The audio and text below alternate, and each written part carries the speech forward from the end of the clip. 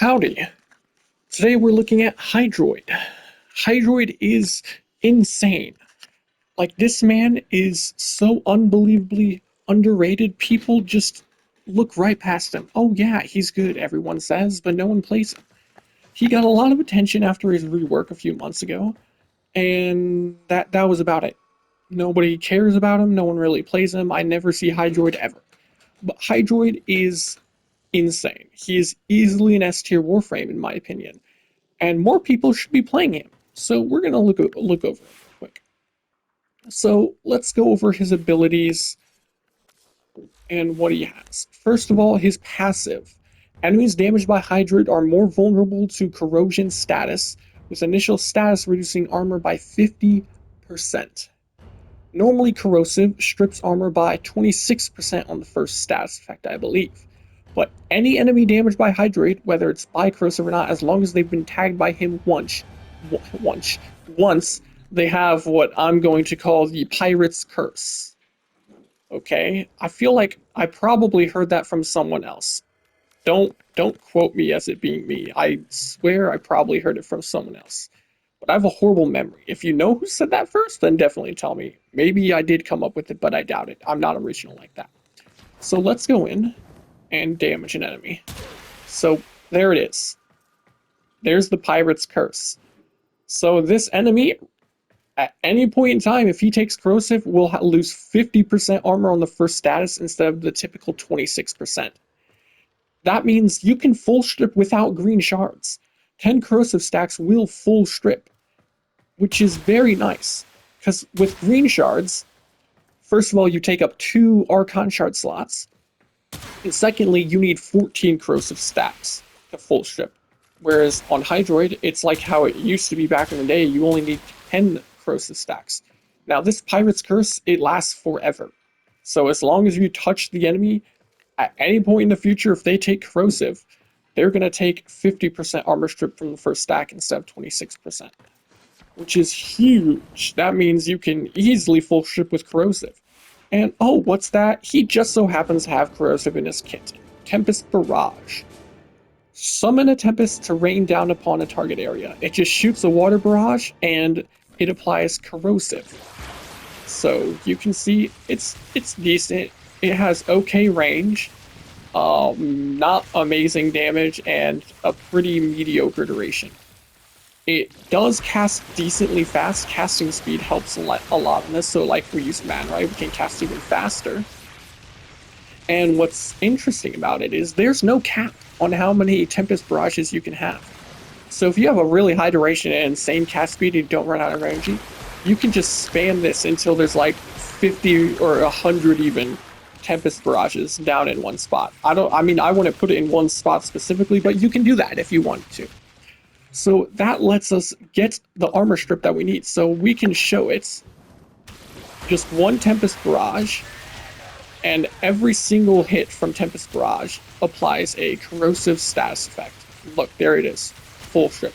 And you can just do several casts in a spot and it will full strip enemies very, very quickly.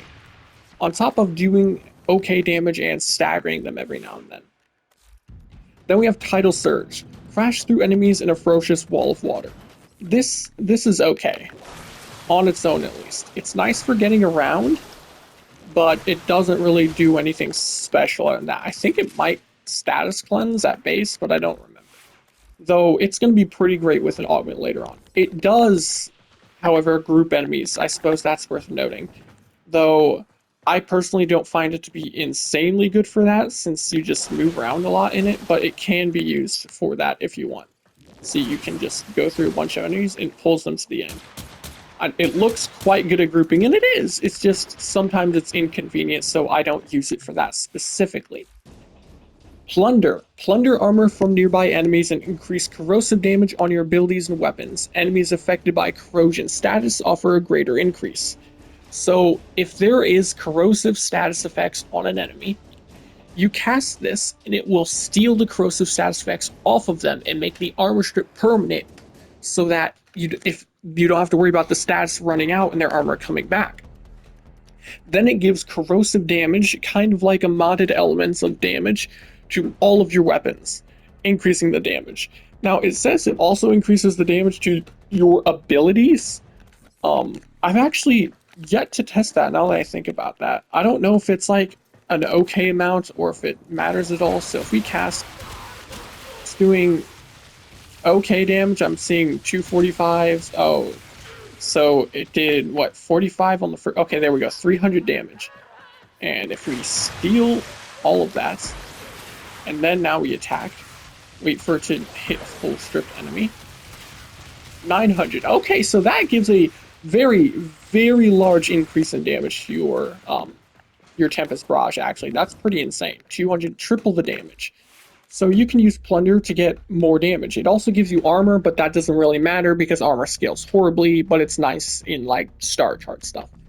Then we have Tentacle Storm, which is actually his worst ability, funnily enough, because that's the only reason people ever used him in the past. Summon a creature from the depths, its water tentacles emerge from nearby surfaces to wreak havoc. It's basically just a water octopus, right? Tentacle porn, and it grabs enemies. It cannot grab Eximus, which makes sense since, like, you know, Eximus are immune to everything. It's decent crowd control. It does apply the cursive status effects, and it does some level of damage. Nothing insane, though. It's mostly just okay crowd control. Not a bad ability by any means. It's actually a fairly good ability, but his other abilities are better in his kits, and that means you usually end up subsuming something over his Tentacle Storm. So now we're going to show a build for him.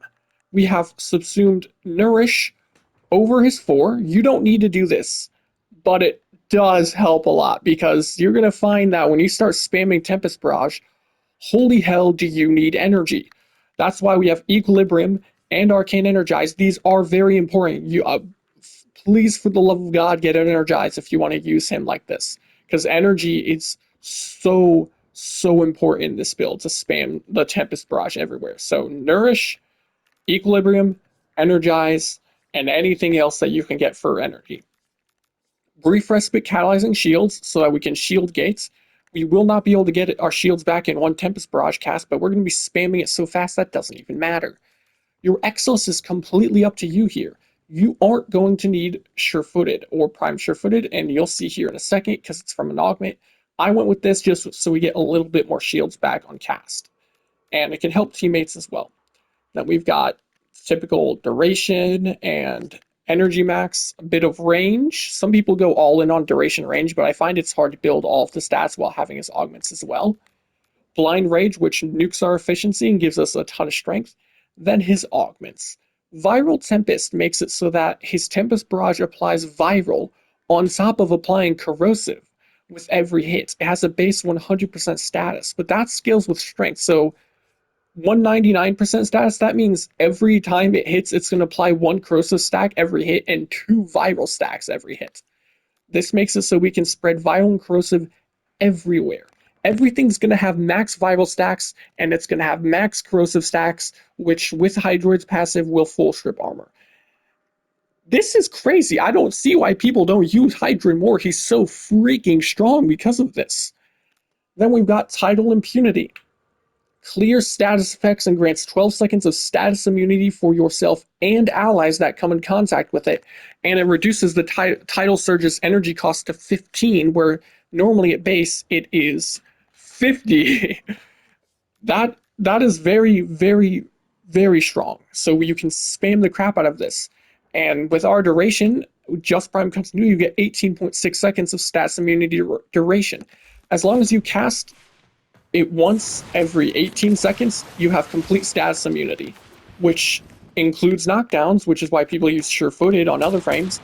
It also includes staggers, which Sure-Footed does not include, or being nullified, slash effects, status effects, toxin effects, all of it. Complete status immunity. So that is a must-have augment, in my opinion. So overall, right now we have massive damage to our weapons and abilities from Plunder. We have grouping, complete status immunity, infinite viral and corrosive stacks that if we spam this will be everywhere, and viral, even more viral from our nourish so that but mostly they're just so that we don't run out of energy, because we're going to be going through energy like crazy, like I said.